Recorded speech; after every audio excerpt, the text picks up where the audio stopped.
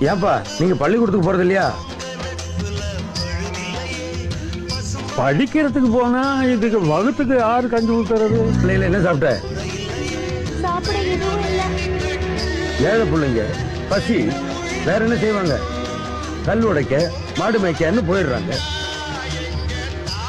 எனக்கு ஒரு யோசனை தோணுச்சு. பள்ளிக்கூடத்துல மத்தியானம் சோறு போட்டா பிள்ளைங்க வரத்து அதிகமாகும். என்ன சொல்றீங்க? ஆமாய்யா.